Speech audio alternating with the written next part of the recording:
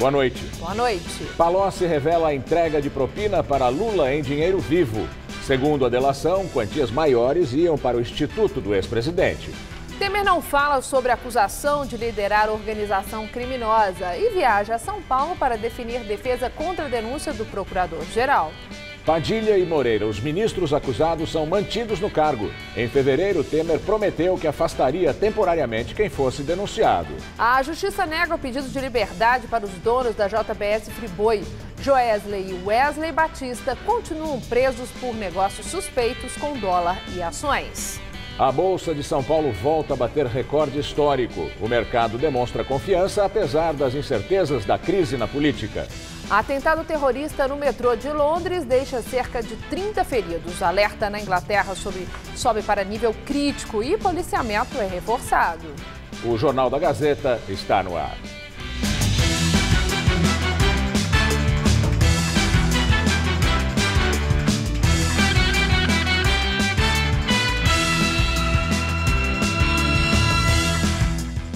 No ano passado, o prejuízo com produtos irregulares, fruto de contrabando ou falsificação, por exemplo, foi de 9 bilhões de reais em média, só aqui na cidade de São Paulo. Para tentar reduzir esse número, foi lançado em parceria com a Prefeitura o Movimento em Defesa do Mercado Legal Brasileiro.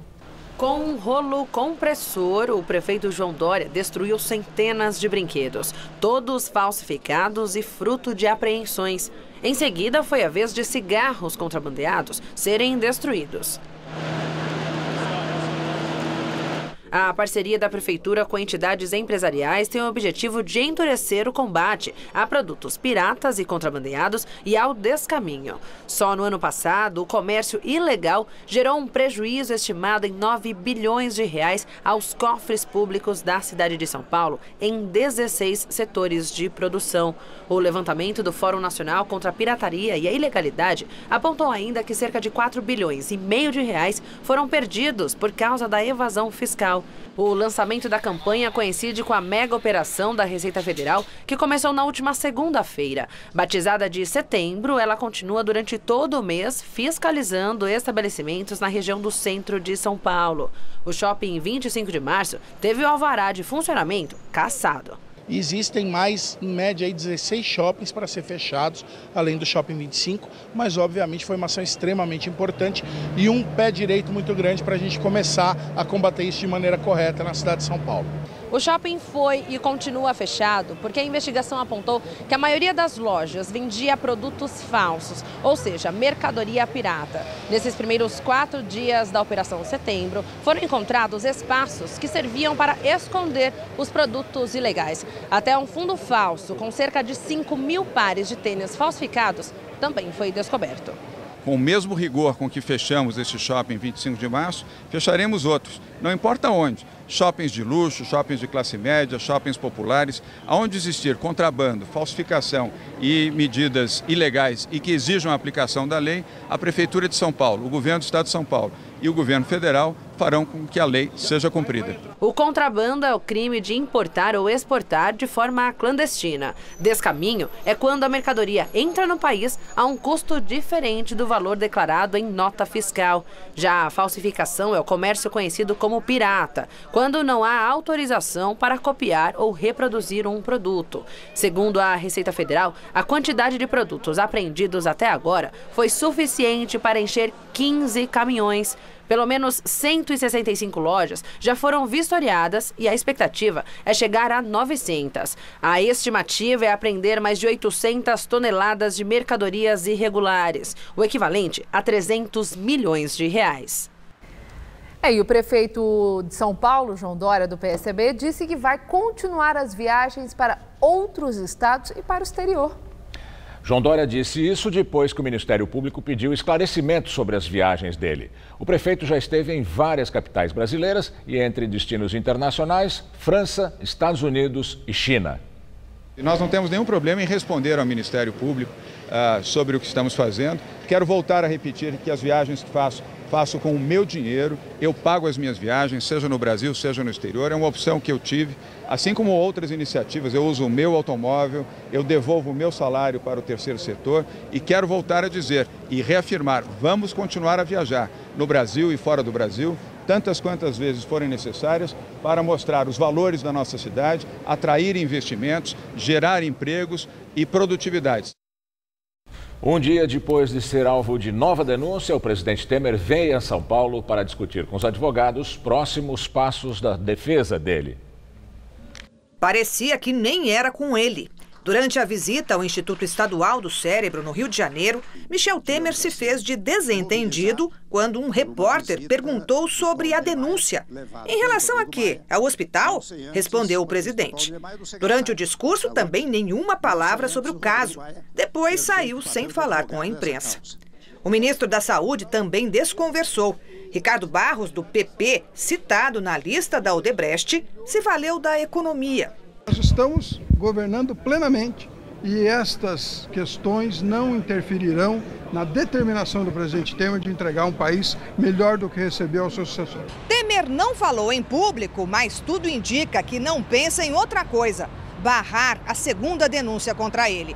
E nessa articulação, veio do Rio direto aqui para São Paulo para discutir a estratégia jurídica e política com assessores. Temer tem pressa porque tem medo que aliados que estão presos comecem a falar. O Ministério Público aponta o presidente da República como o chefe da organização criminosa, o chamado quadrilhão do PMDB, que, segundo a investigação, movimentou 587 milhões de reais em propina. O dinheiro teria sido desviado de operações com a Petrobras, Caixa Econômica Federal, Furnas, Ministério da Integração Nacional e Câmara dos Deputados, na forma de doações legais, Caixa 2 e em dinheiro vivo. Segundo o Procurador-Geral da República, Rodrigo Janot, os comparsas de Temer do quadrilhão são os ministros Moreira Franco, da Secretaria-Geral, e Eliseu Padilha, da Casa Civil. Também os ex-ministros de Temer, já na cadeia, Henrique Alves e Gedel Vieira Lima, o homem dos 51 milhões de reais. Além do ex-presidente da Câmara, Eduardo Cunha, e do ex-assessor pessoal do presidente, Rocha Loures, o emissário da mala de 500 mil da JBS Friboi. Além do PMDB, o procurador-geral explica que o núcleo político da organização criminosa era formado por integrantes do PP e do PT. Outro crime atribuído a Temer é o de obstrução à justiça. A denúncia cita a gravação feita por Joesley Batista, da JBS Friboi, no encontro com Temer no porão do Palácio do Jaburu, na qual, segundo Janot, Temer concorda com os pagamentos a Eduardo Cunha e ao doleiro Lúcio Funaro, em troca do silêncio deles. Joesley Batista, um dos donos da Friboi, e Ricardo Saldi, ex-diretor do grupo, também foram denunciados. Em nota, Temer disse que a denúncia é realismo fantástico, recheada de absurdos, e que é uma tentativa do procurador-geral para encobrir suas próprias falhas. A nova denúncia segue o mesmo rito da primeira, barrada pelos aliados de Michel Temer na Câmara, em julho. Para que o presidente seja julgado por um crime comum pelo Supremo, são necessários os votos de 342 deputados. Em fevereiro deste ano, em meio à crise que atingiu o governo e o Congresso Nacional com as primeiras delações de executivos da Odebrecht, o presidente Michel Temer assumiu o compromisso público de afastar qualquer ministro que fosse alvo de denúncia no Supremo Tribunal Federal. Mas, passadas mais de 24 horas da denúncia da Procuradoria-Geral da República contra os ministros Eliseu Padilha, da Casa Civil, e Moreira Franco, da Secretaria-Geral da Presidência, os ministros permanecem tranquilamente nos cargos, contrariando a promessa do presidente. A minha afirmação é a seguinte: se houver denúncia, o que significa um conjunto de provas eventualmente que possam conduzir ao seu acolhimento, o ministro que estiver denunciado será afastado provisoriamente. E estou mencionando os casos da Lava Jato. Ele se transformando em réu, o afastamento é definitivo. E hoje foi o último dia útil do procurador-geral Rodrigo Janot à frente do Ministério Público Federal. Janot se emocionou durante o discurso no auditório da Procuradoria, no qual fez um balanço dos seus 4 anos de gestão. Também hoje o procurador completou 61 anos de idade. Tenho sofrido nessa jornada, que não poucas vezes pareceu-me inglória, toda a sorte de ataques. Resigno a meu destino, porque mesmo antes de começar, sabia exatamente que haveria um custo por enfrentar esse modelo político corrupto e produtor de corrupção, cimentado por anos de impunidade e de descaso. As páginas da história hão certamente de contar, com a isenção e verdade, o lado que cada um escolheu para travar sua batalha pessoal nesse processo. E nesta segunda-feira, Raquel Dodge, que foi escolhida pelo presidente Michel Temer, toma posse como Procuradora-Geral da República. Em audiência de custódia aqui em São Paulo, Joesley Batista, um dos donos da JBS Friboi, criticou o Procurador-Geral da República, Rodrigo Janot, e disse que, por ter mexido com os poderosos, foi preso. O juiz João Batista Gonçalves manteve a prisão dele no caso que investiga se os irmãos Batista usaram informações privilegiadas em operações financeiras. O Tribunal Regional Federal da Terceira Região também negou o habeas corpus para ele e para Wesley. Depois de deixar Brasília de manhã, Joesley saiu do prédio da Polícia Federal em São Paulo por volta das 3 da tarde e seguiu para a Justiça Federal na região da Avenida Paulista.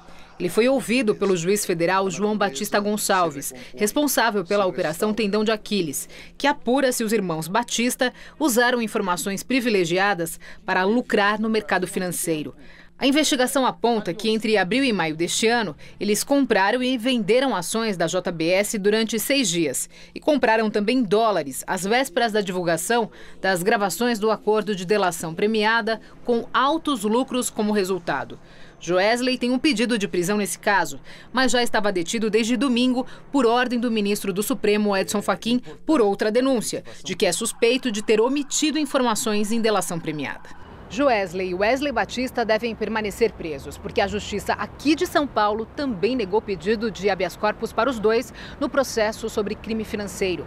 Segundo a juíza federal Thaís Ferracini, Joesley demonstra pouco apreço pela autoridade e observância da lei e que, em liberdade, os donos da JBS Friboi podem movimentar de novo o mercado financeiro em favor deles e que eles representam risco à ordem pública. Enquanto isso, Ricardo Saldi, executivo do grupo, foi transferido para o presídio da Papuda, em Brasília. A defesa dele diz que está preocupada, já que no local estão presas 6 pessoas delatadas por Saldi e pelos irmãos Batista. Saldi também é suspeito de ter mentido e omitido informações no acordo de delação premiada com a Procuradoria-Geral da República, que já pediu a rescisão do compromisso. Ontem, o relator da Lava Jato no Supremo converteu a prisão de Joesley e do diretor de Relações Institucionais do grupo, Ricardo Saldi, em preventiva, quando não há prazo para ser suspensa. A defesa de Joesley afirmou que a prisão dele é ilegal e que vai recorrer da decisão que negou a liminar no pedido de habeas corpus dos 2 irmãos no Superior Tribunal de Justiça. Segundo o advogado, a inexistência de qualquer outro preso preventivo no Brasil pela acusação de inside trading revela que é, no mínimo, curioso. O ex-presidente da Câmara dos Deputados, Eduardo Cunha, do PMDB, também foi transferido hoje. Ele estava no Complexo Médico Penal de Pinhais, na região metropolitana de Curitiba, e foi para a carceragem da Polícia Federal em Brasília. Na semana que vem, Eduardo Cunha deve depor no processo que apura desvios no Fundo de Investimentos do FGTS. A ação corre na Justiça do Distrito Federal. Ele responde por corrupção passiva e lavagem de dinheiro. Cunha está preso desde outubro do ano passado. Na Lava Jato, o PMDBista já foi condenado a mais de 15 anos de prisão. O Ministério Público afirma que ele recebeu propina em contrato da Petrobras para a exploração de petróleo no Benim, na África. E agora o comentário de Josias de Souza, direto de Brasília. Ele fala sobre a instabilidade no governo Temer e no país. O Brasil tornou-se um país paradoxal. Em nova denúncia contra Michel Temer, a Procuradoria sustenta, com base em indícios consistentes, que o grupo político que governa o país é uma organização criminosa. Quem não foi preso continua no Planalto. Simultaneamente, o mercado financeiro comemora altas históricas. A Bolsa de Valores está eufórica com a notícia de que não há a mais remota chance de a Câmara autorizar o Supremo Tribunal Federal a investigar a quadrilha que a Procuradoria enxerga no Palácio do Planalto.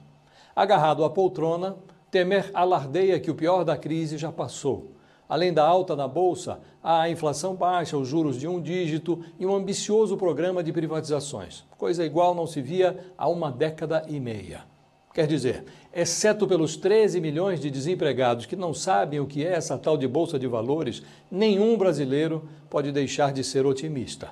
É claro que uma delação de Gedel Vieira Lima pode reverter esse otimismo, mas por ora ninguém parece se importar com o fato de que os personagens que a Procuradoria denuncia como criminosos são os mesmos que conduzem, a partir do Planalto, os negócios bilionários do Estado. Denunciados junto com Temer, os ministros palacianos Moreira Franco e Eliseu Padilha têm voz ativa, por exemplo, na venda de estatais e na concessão de aeroportos e rodovias.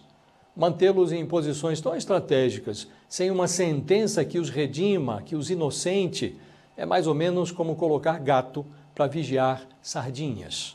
Mas quem se importa? Boa noite. Em proposta de delação premiada, o ex-ministro Antônio Palocci afirma que entregou pessoalmente quantias entre 30 e 50 mil reais em dinheiro ao ex-presidente Lula. As informações foram divulgadas pela revista Veja e pelos jornais O Globo e Folha. Condenado a 12 anos de prisão na Lava Jato, Antônio Palocci partiu para negociações para fechar a delação premiada e revelar o que sabe. De acordo com a revista, ele teria afirmado que entregou pessoalmente pacotes de dinheiro de 30, 40 e até 50 mil reais ao ex-presidente Lula, em pelo menos 5 ocasiões. E ainda que o Instituto Lula, em São Paulo, mantinha uma contabilidade paralela para acobertar o desvio das doações. Segundo o ex-ministro, quem administrava esse caixa clandestino era o petista Paulo Camoto, presidente do Instituto. O Camoto sempre negou qualquer irregularidade no comando da instituição. O ex-ministro Antônio Palocci relata também, na proposta de delação que negocia com a força-tarefa da Lava Jato, entregas de dinheiro em quantias maiores. Segundo Palocci, quando os pedidos envolviam cifras elevadas, quem era o encarregado de fazer o transporte da propina era o sociólogo Branislav Contic, que entregava as remessas de dinheiro ao Instituto. Contic era assessor de Palocci. Segundo o ex-ministro dos governos Lula e Dilma, o dinheiro era usado para pagar despesas pessoais do ex-presidente e de familiares dele. E tanto as pequenas entregas quanto as grandes remessas, transportadas por Branislav Contic, seriam da contrapropina que Lula mantinha com a Odebrecht. Em depoimento a Moro, Palocci contou que Lula teria feito uma espécie de pacto de sangue com a empreiteira. Pacto de sangue, porque envolvia um presente pessoal, que era um sítio. Envolvia o prédio de um museu, pago pela empresa. Que envolvia palestras pagas a 200 mil reais, fora impostos, combinadas com a Odebrecht para o próximo ano, várias palestras. E envolvia uma reserva de 300 milhões de reais. Antônio Palocci foi um dos fundadores do PT e coordenou a campanha de Lula em 2002. No primeiro mandato do petista, foi ministro da Fazenda. Na gestão Dilma, foi ministro da Casa Civil e sempre esteve por trás de grandes decisões do partido. Após o depoimento a Moro, algumas lideranças defenderam a expulsão do ex-ministro do PT. Já Lula, em seu segundo encontro cara a cara com o juiz Sérgio Moro, na quarta-feira, chamou Antônio Palocci de calculista e frio. Ele é tão esperto que ele é capaz de simular uma mentira mais verdadeira que a verdade. Palocci é médico, é calculista, é frio, tudo com o objetivo de duas coisas, sabe? Que é o objetivo de diminuir a pena dele, ganhar os benefícios da delação e, quem sabe, ficar com um pouco dos recursos que foi bloqueado, que ele ganhou como consultor. Na proposta de delação, segundo a Veja, Palocci também descreve pelo menos 2 ocasiões em que Lula teria atuado diretamente para atrapalhar as investigações da Lava Jato. Ele disse que em março de 2016, Lula o chamou para uma reunião na sede do Instituto Lula. No encontro, o petista disse que o ex-presidente tinha a informação de que seria preso e que estava pensando em aceitar o convite de Dilma para assumir a Casa Civil e assim se livrar das investigações a cargo de Moro. Lula não chegou a tomar posse. Foi impedido por ordem do ministro Gilmar Mendes, do STF. Devido a este episódio, Lula e Dilma foram denunciados pelo Procurador-Geral da República, Rodrigo Janot, na semana passada, pelo crime de obstrução de justiça. Outro fato relatado por Palocci foi a operação para nomear Marcelo Navarro para o Superior Tribunal de Justiça. A versão é a mesma dada por outro delator da Lava Jato, Delcídio do Amaral. Segundo Palocci e Delcídio, Navarro teria se comprometido em soltar Marcelo Odebrecht como medida para sua delação. De acordo com Palocci, foi o próprio Lula que lhe confirmou este acerto. O acordo de delação premiada de Palocci ainda não foi fechado com o Ministério Público. Os procuradores aguardam que ele apresente provas do que até agora apenas disse. E daqui a pouco, Maria Lídia Flanduli entrevista o jurista Modesto Carvalhosa sobre a crise no país. E o calorão continua aqui em São Paulo. Nós começamos o dia de hoje com 16 graus e fomos aos 34 durante a tarde. A cidade teve mais um recorde de calor no inverno. Pois é, e hoje, sexta-feira à noite, né, 7h21, todo mundo quer saber como fica o tempo sábado e domingo. Vamos aos detalhes da previsão com Mariana Armentano.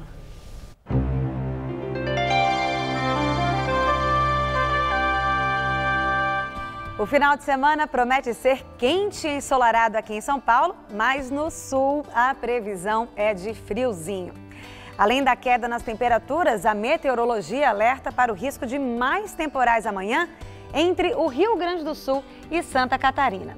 Ainda chove no norte do Brasil e na costa leste nordestina, mas nessa grande área em amarelo, tempo firme durante todo o final de semana. Vamos ver aqui como fica a nossa tabela de temperaturas? Olha só, em Porto Alegre, mais um dia de chuvas e temperaturas entre 15 e 19 graus apenas.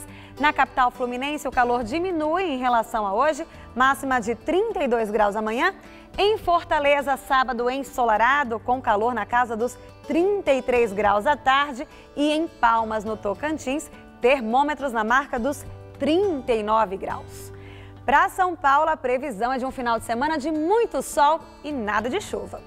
Nesse sábado, teremos pouca nebulosidade e temperaturas disparando no período da tarde. Vai chegar a fazer até 35 graus em Presidente Bernardes, 36 em Votuporanga, 35 graus também ali na cidade de Ribeirão Preto e Araraquara. E só no litoral, que por causa dos ventos marítimos, teremos mais nuvens e temperaturas um pouco mais agradáveis. Vai fazer 26 graus em Santos e 29 em Caraguá. Vamos ver como ficam as temperaturas aqui na região metropolitana? Nessa madrugada, mínima de 16 e máxima tarde de 31 graus amanhã. No domingo e na segunda-feira, poucas mudanças, máxima prevista de 30 graus, ainda sem previsão de chuvas por aqui.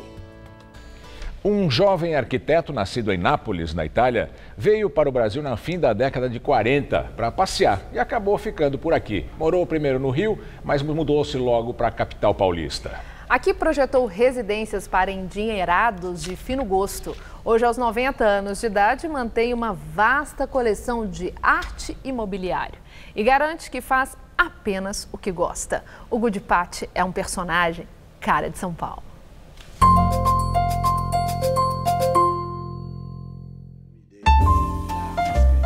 A paixão é vida e falar de arte com Hugo de Patti é acionar o cupido. Eu mexo nas minhas esculturas, toco nelas. Esse São Jorge me ajudava a resolver problemas inacreditáveis. No escritório de Hugo, São Jorge, esse grande amigo aí, tem lugar especial.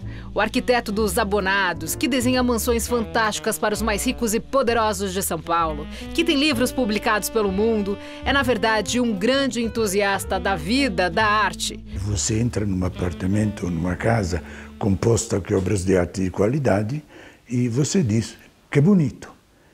É a linguagem subconsciente da obra de arte. É inexplicável, mas é um fenômeno que existe. Veio ao Brasil aos 20 anos a convite de um amigo para ver as mulheres mais lindas do mundo. Eram só férias, 3 meses no máximo.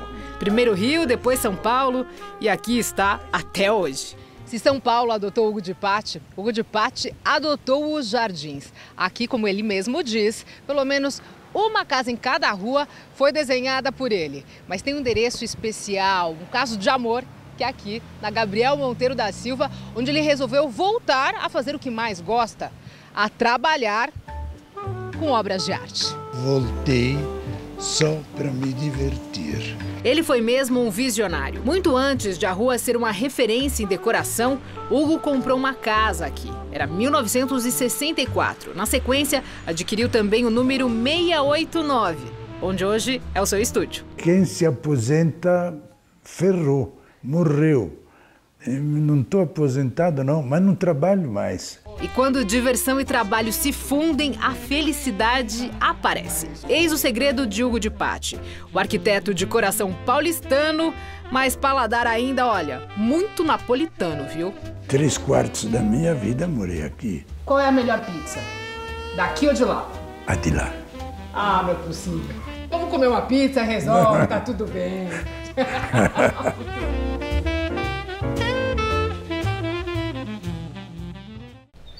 Os Estados Unidos pressionam a comunidade internacional para adotar novas medidas contra o governo da Coreia do Norte. O secretário de Estado norte-americano Rex Tillerson se dirigiu à China e à Rússia e alegou que é obrigação dos dois países se opor aos lançamentos de mísseis e aplicar ações diretas contra a Coreia do Norte. O ministro da Defesa do Japão afirmou que o teste de ontem mostrou que a Coreia do Norte pode ter a capacidade de atingir a ilha americana de Guam, como já havia declarado anteriormente. Foi a segunda vez em menos de um mês que um míssil norte-coreano sobrevoou o arquipélago japonês. Pelo menos 29 pessoas ficaram feridas em um ataque terrorista no metrô de Londres hoje de manhã. O Estado Islâmico assumiu a autoria do atentado. O alerta terrorista na Inglaterra foi elevado para o nível crítico, o que significa que um outro ataque pode ocorrer a qualquer momento.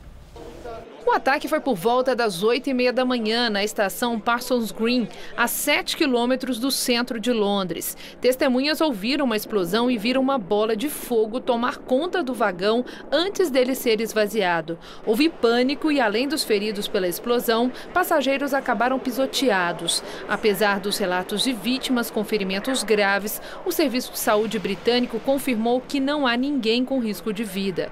Segundo a polícia, os terroristas deixaram uma bomba relógio improvisada, montada dentro de um balde e que não foi detonada completamente. O prefeito de Londres, Sadiq Khan, disse que a cidade não vai ficar intimidada e garantiu o reforço no policiamento e presença do exército nas ruas e eventos públicos, como as partidas de futebol do campeonato inglês. A premier britânica Theresa May criticou o presidente americano Donald Trump, que pouco depois do atentado publicou em sua conta no Twitter que os responsáveis pela ação já seriam conhecidos da inteligência britânica. A primeira-ministra afirmou que especulações como a de Trump são inúteis e não colaboram com a investigação. E agora vamos ao comentário de política internacional com o João Batista Natali. O terrorismo atacou hoje mais uma vez e é uma tragédia que nos deixa indignados. Mas há uma diferença com relação aos atentados mais mortíferos dos últimos anos. Lembrem-se dos 191 mortos em 2004 nos trens do subúrbio de Madrid, ou então dos 130 mortos em Paris em 2015. O número de vítimas está caindo. Hoje não morreu ninguém. Os radicais islâmicos estão sendo aniquilados pelos serviços europeus de inteligência. Ficaram cada vez mais isolados, têm menos dinheiro e menos explosivos.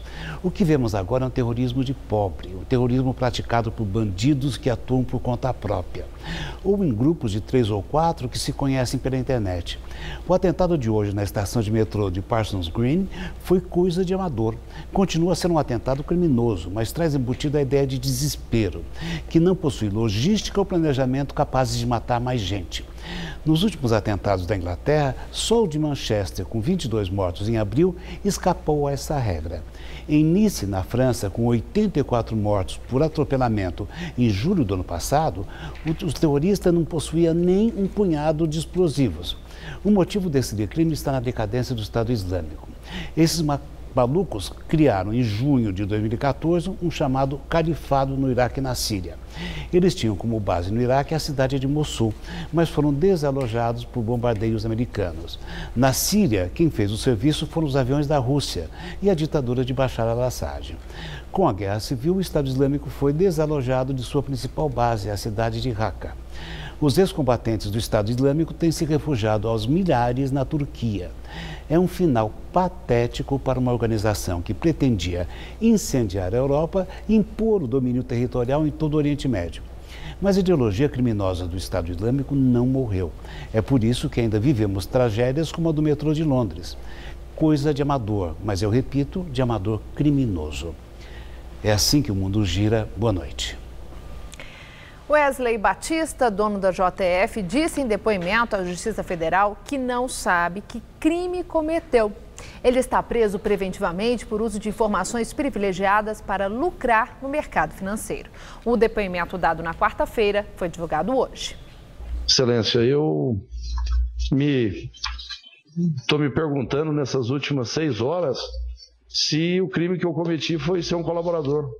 Porque eu, sinceridade, com tudo que o senhor pode imaginar, eu estou me perguntando qual é o crime que eu cometi, qual é a minha periculosidade. Eu sou cidadão brasileiro, moro aqui, vivo no Brasil,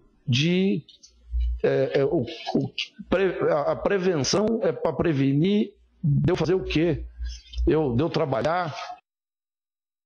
A Bolsa de Valores de São Paulo fechou acima dos 75 mil pontos. Hoje bateu um novo recorde histórico. O principal índice da Bovespa subiu 1,47%. E assim, na semana, a Bolsa acumulou alta de 3,66%. E o dólar fechou quase estável, cotado a R$ 3,11. Agora vamos ao comentário de economia, com Vinícius Torres Freire. O pessoal do mercado financeiro está feliz feito pinto no lixo. Aliás, isso nem é figura de linguagem, modo de dizer. A podridão continua a jorrar em Brasília. Michel Temer e seus ministros estão cada vez mais enrolados e, mesmo assim, o pessoal do dinheiro grosso nem liga. O que está acontecendo? O pessoal do dinheiro acha que está tudo bem? Tanto faz. O que importa é que nada deve mudar na política tão cedo. Interessa é que a economia brasileira tenha ignorado as novas notícias de podridão. Enfim, o mercado financeiro mundial está uma calmaria, o que ajuda o Brasil. Sobra tanto dinheiro no mundo que algum vem para cá, mesmo nesta bagunça. Quando apareceu o grampo de Wesley Batista em Temer, lá em maio, parecia que o mundo iria desabar. O dólar teve a maior alta em década, a bolsa desabou, as taxas de juros dispararam. Muito pior que isso, se imaginava que mesmo a mínima recuperação da economia brasileira iria para o vinagre. Passou o mês do caso do grampo e a gente viu que a economia não estava sendo afetada pelo rolo de Temer. Passou mais um tempo e o pessoal do mercado financeiro se acalmou também. Ficou ainda mais calminho quando viu que Temer não iria cair, ou que se caísse, que a política econômica iria continuar a mesmíssima. Agora, pelo menos por enquanto, acontece um repeteco. Temer mostrou que tem capacidade de adquirir apoios no Congresso, vamos dizer assim. Dificilmente vai ser decapitado, mesmo com uma nova denúncia contra ele. Acusado de organização criminosa, outro nome de formação de quadrilha. Com ou sem Temer, a política econômica vai ser a mesma até o próximo governo. Temer mais fraco não deve conseguir aprovar novas reformas grandes, como a da Previdência. Mas isso já estava no preço. O pessoal do dinheiro já sabia que as coisas iam ser assim. É certo que não vai acontecer nada com Temer ou que não vai aparecer nenhum escândalo maior e mortal contra ele? Claro que não. Mas o pessoal da grana grossa acha que, tão cedo, nada vai mudar no que interessa para eles. Com a economia começando a crescer um pouquinho e com a ajuda do mercado mundial, o pessoal faz a festa, mesmo no meio deste lixão político que virou o Brasil. Boa noite. Agora as notícias do esporte com Estela Gontijo e Celso Cardoso. Depois do esporte, Maria Lídia entrevista o jurista Modesto Carvalhosa. O técnico Tite da seleção brasileira divulgou hoje a lista dos convocados para as 2 últimas partidas da equipe pelas eliminatórias sul-americanas, né, Celso? Tem jogadores novos. Pois é, Estela. As partidas serão contra a Bolívia e o Chile nos dias 5 e 10 de outubro, respectivamente. Entre os 24 jogadores convocados pelo técnico Tite, como você bem disse, ao menos 4 foram chamados pela primeira vez pelo atual comandante. Veja a lista dos convocados. Goleiros: Alisson, Roma, Cássio, Corinthians e Ederson do Manchester City. Zagueiros: Marquinhos, Paris Saint-Germain, Miranda, Inter de Milão, Thiago Silva, Paris Saint-Germain e Gemerson do Mônaco. Laterais: Daniel Alves, Paris Saint-Germain, Danilo, Manchester City, Marcelo, Real Madrid e Felipe Luiz do Atlético de Madrid. Meias: Arthur, Grêmio, Diego, Flamengo, Casemiro, Real Madrid, Fernandinho, Manchester City, Paulinho, Barcelona, Renato Augusto, Beijing Guan, Felipe Coutinho, Liverpool, William, Chelsea e Fred do Shakhtar Donetsk. Atacantes: Diego Tardelli, Shandong Luneng, Neymar, Paris Saint-Germain, Gabriel Jesus, Manchester City e Roberto Firmino do Liverpool. Tardelli tem uma história dentro da seleção muito boa. É um legado que já vem do Dunga nas suas convocações e jogando e bem. Enfrentei ele no Atlético Mineiro, era um terror para jogar contra. Porque é um jogador de muita movimentação, de qualidade técnica, com números extremamente expressivos a respeito de convocação e mais especificamente do Vanderlei e de goleiro, e ao que tu citou em milagre. O técnico é um ser humano e não exige milagre de outro ser humano. Ele exige performance. E ele tem também a humildade de entender que existem outras pessoas com outros conceitos diferentes do dele e aprender a respeitar também. Filosófico. E temos no fim de semana a 24ª rodada do Campeonato Brasileiro, com Corinthians em campo contra o Vasco na Arena de Itaquera. Apesar das 3 derrotas nos últimos 4 jogos pelo Campeonato Brasileiro, o Corinthians ainda segue líder na competição com 50 pontos ganhos. O jogo de domingo em Itaquera contra o Vasco é a chance do time de Fábio Carille se reencontrar com as vitórias. Na coletiva de imprensa hoje, o clube anunciou a renovação do contrato do treinador por mais 2 anos. A renovação de contrato do técnico Fábio Carille com o Corinthians, ao lado do presidente do clube, Roberto de Andrade, anúncio feito agora há pouco aqui no centro de treinamento durante uma entrevista coletiva. 2 anos de contrato, mais um ano de contrato que pode ser renovável automaticamente. O presidente do clube descartou que as eleições programadas para fevereiro tenham interferência em todo esse processo. Ele disse que não consultou, inclusive, nenhum possível candidato. Ao lado do presidente do clube, Roberto de Andrade, o treinador falou sobre este anúncio na coletiva de imprensa. Tudo começou ontem, tá? Pedindo que entrasse em contato com os meus empresários e se definiu hoje, de uma situação muito rápida. Não falei com ninguém ainda da minha família. Né? Passamos os dias aqui reunidos, depois já cuidando de treinamentos, já pensando no jogo de domingo, e são vocês que estão falando isso para eles. Eu vou trabalhar, vou ser avaliado, o clube, o presidente junto com os diretores foi avaliado por tudo que aconteceu até agora, né? Para chegar com essa ideia de renovar por um longo tempo no futebol brasileiro, porque tem que ter certeza e convicção daquilo. E 2018, né? Vamos cuidar bem dessa parte final do Campeonato Brasileiro, de Sul-Americana, e procurar fazer o nosso melhor. E não sei quem vai ser o presidente, não dá nem para se preocupar com isso no momento. Mas, de qualquer forma, eu não vou mudar de jeito nenhum, trabalhando bastante dia a dia. Neste sábado, o Corinthians realiza o último treinamento, pensando na partida de domingo em Itaquera. Do CT Joaquim Grava, Adriano Dolfi, para a TV Gazeta. Celso, Corinthians lá em cima na tabela, e ele falou de etapa final do Campeonato Brasileiro, a gente está chegando aí para o final do ano, reta final. Você acha que o Corinthians pode perder esse primeiro lugar? Não creio nisso não. Tem um bom time, não tem jogado mal.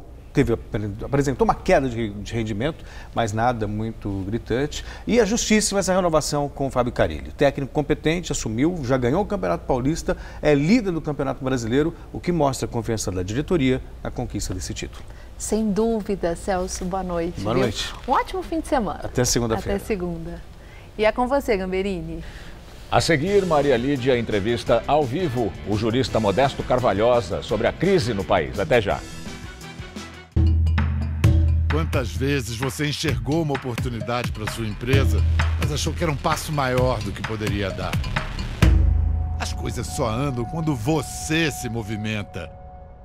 Capital de giro, fluxo de caixa, a gente te ajuda. O importante é você dar o próximo passo. Afinal de contas, seu negócio tem muitos caminhos para dar certo e um só banco.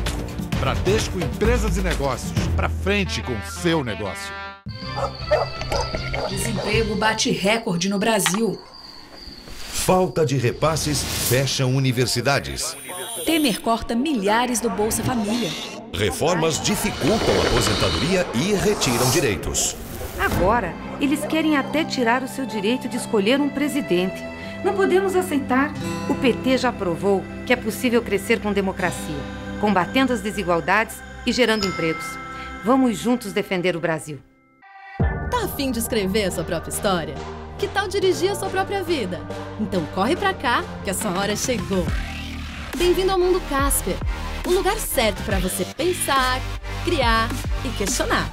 Na Casper, razão e emoção se unem para fazer diferente, fazer melhor. E você? Aceita o desafio? Tem muita coisa nova te esperando por aqui. Faculdade Casper Libero. Vestibular 2018. Paixão por comunicação.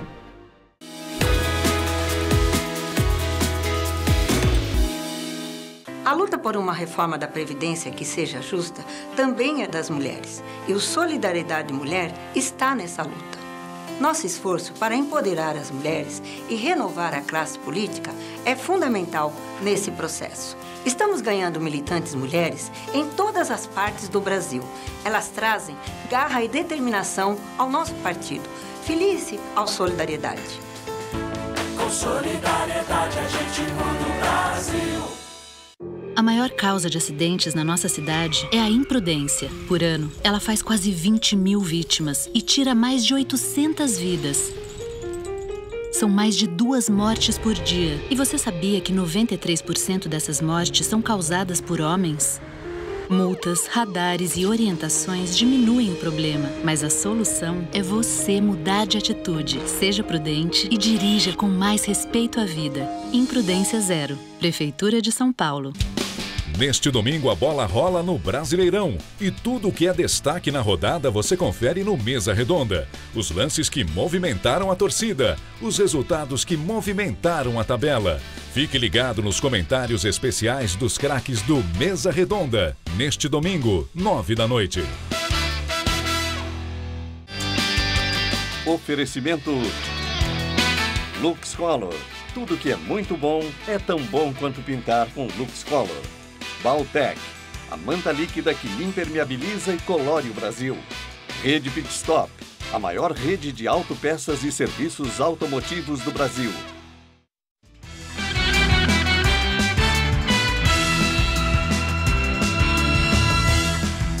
O delegado Leandro Daiello aceitou continuar na direção-geral da Polícia Federal por mais um período. Ele atendeu a um pedido feito pelo ministro da Justiça, Torquato Jardim. A manutenção de Daiello ocorre no momento em que o presidente Michel Temer e políticos do PMDB são alvos da Lava Jato.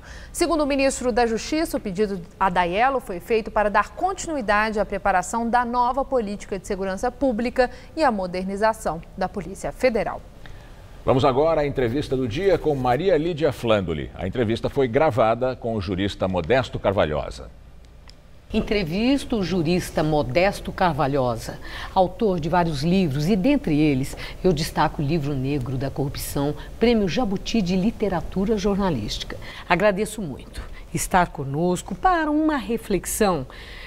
Ultimamente, nos tribunais superiores, ministros têm tido muita visibilidade. Eu queria começar por aí, perguntando até que ponto a excessiva visibilidade pode comprometer o equilíbrio, a discrição, a imparcialidade de um magistrado e, com isso, impactar a confiança na justiça.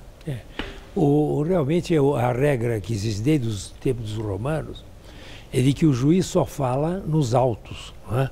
Tem até uma frase romana sobre isso, que eu não vou falar aqui, que é bobagem, mas que fala realmente isso. Só se fala o que está nos autos. nos autos, não se fala fora dos autos. Mas no Brasil, a partir daquela primeira eleição em 89, depois do regime militar, começaram os juízes, sobretudo do Tribunal Superior Eleitoral na época, e começar a falar sobre as regras da eleição, que era natural para o público, para o povo que nunca tinha votado, que depois de 30 anos, que se soubesse as regras. E aí pegou a moda, mas agora a moda ficou absolutamente absurda. Quer dizer, todos falam, à exceção de uma meia dúzia, os demais falam sobre assuntos que são assuntos do momento, assuntos que vão ser até objeto no futuro ou no presente até de julgamento do próprio tribunal, e que cria, portanto, uma falta de solenidade necessária. Isso compromete a confiança na justiça? Eu acho que sim, porque hoje se discute o mérito das decisões e a conduta dos juízes dos ministros da mesma maneira. Quer dizer, os ministros se tornaram realmente objeto de críticas pelo que eles falam por aí. Porque eles se expõem muito se expõem também, demais. Né? Agora, evidentemente que alguns ministros, tipo o ministro Barroso, fala coisas absolutamente a favor de uma questão institucional no Brasil. Quer dizer, é uma forma de falar sobre o país absolutamente respeitável. Agora, há outros ministros que não. Quer dizer, falam sobre qualquer assunto. Falar sobre questões referentes à instituição que representa é esclarecedor. Agora, expandir para todo e qualquer assunto é que tem esse veio prejudicial que o senhor fazem destaca. Críticas ao próprio Poder Judiciário, às instâncias inferiores do Poder Judiciário, falam sobre reforma política. Não é possível falar sobre reforma política. E eu acho que é absolutamente contra toda a solenidade e a respeitabilidade do próprio Poder Judiciário. Achei ótimo o senhor ter falado em reforma política, porque eu vi um artigo seu em que o senhor escreveu que a reforma política peca por um vício de origem que a torna inválida no âmbito do Estado de Direito. Eu queria que o senhor explicasse essa frase. É o seguinte, os parlamentares resolveram do dia para a noite, ou melhor, da noite para a noite mesmo, porque só resolve à noite, só se reúne à noite, de fazer uma reforma da Constituição, que trata especialmente da questão do regime de representação. O regime brasileiro é um regime de democracia representativa e que é baseado nos critérios de votação que estão na Constituição de 88. Não podem, portanto, os parlamentares, por mera emenda constitucional, mudar o próprio regime de representação do voto. Quer dizer, tem que haver um plebiscito para que se faça a reforma política que eles estão propondo. Então quer dizer que a Constituição não garante ao Congresso Nacional a competência para promover ou modificar uma reforma política? Não, porque a reforma política é do cerne da própria representação política. Eles estão mudando os critérios de como os eleitores votam nos eleitos. Os próprios eleitos resolvem dizer, agora vocês, eleitores, vão votar em mim da maneira que eu quero, entendeu?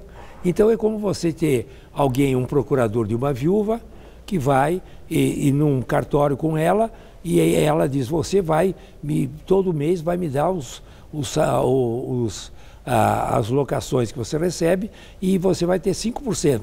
Depois, um mês depois, vai lá o procurador da viúva e diz, não, ela disse isso, mas agora eu que sou procurador, eu só vou apresentar as contas para ela de 3 em 3 meses e quero 50% do valor. Quer dizer, como é que o eleito resolve como o eleitor vai votar nele? Você tem que ter uma reforma constitucional. Em qualquer lugar do mundo tem que haver plebiscito para mudança substancial do próprio regime representativo. E no caso de reforma política aprovada, uma vez aprovada, diante de tudo que o senhor falou, fere a Constituição, tem vício de origem, que fere aí os princípios do Estado de Direito, O que acontece? É nula, é inteiramente nula. É absolutamente nula essa reforma política se não houver o plebiscito conforme o artigo 14 da Constituição. Quem deve ou pode arguir a nulidade? Qualquer partido político ou qualquer cidadão. Já existe, inclusive, um mandato de segurança coletivo no Supremo Tribunal Federal arguindo a inconstitucionalidade dessa reforma, que é feita absolutamente contra todos os princípios constitucionais. Ok. Certo? Esclareceu, e o senhor é a primeira pessoa que levanta e que chama a atenção para algo tão grave como essa possibilidade de, inclusive, depois de tanto debate, a anulação de uma reforma polêmica como essa. Eu agradeço muito, professor. Muito obrigado. Uma boa noite. Muito obrigado a você. E agora vamos ao comentário de cultura com o César Job. 2 grandes compositores contemporâneos estão em São Paulo esta semana para tocar ou reger suas obras. Um deles é o polonês Krzysztof Penderecki, que volta a conduzir a Orquestra Sinfônica do Estado depois de 13 anos. Hoje, à noite e amanhã à tarde, na Sala São Paulo, ele e a OSESP apresentam 2 obras suas, o Hino a São Daniel e a Sinfonia número 4, Adágio. Ainda no programa, o Concerto número 1 para violino, de Karol Szymanowski, com solo da violinista alemã Isabelle Faust. O outro é o americano Philip Glass, que chega com a turnê mundial que celebra seus 80 anos. Aqui ele tem 2 concertos agendados. Um amanhã à noite, na Sala São Paulo, com ingressos já esgotados. E o outro no domingo, gratuito, na área externa do Auditório Ibirapuera.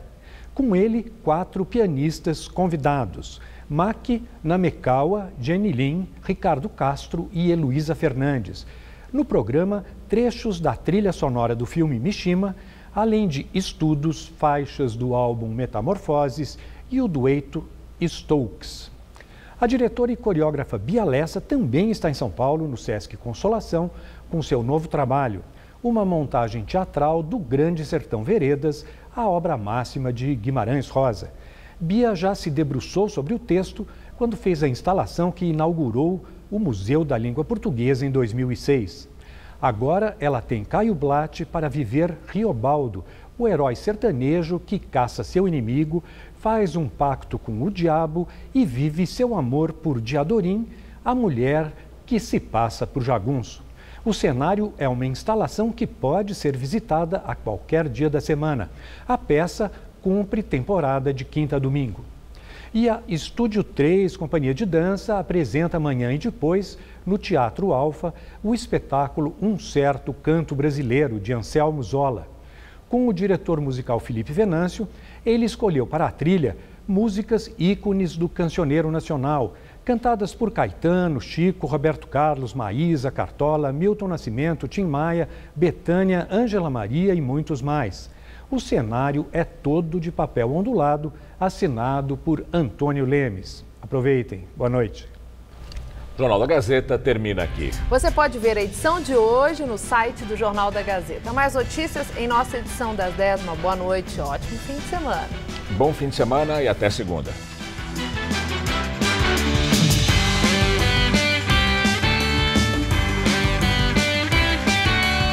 A dupla Felipe e Falcão faz barulho na festa sertaneja de hoje, 10h30 da noite.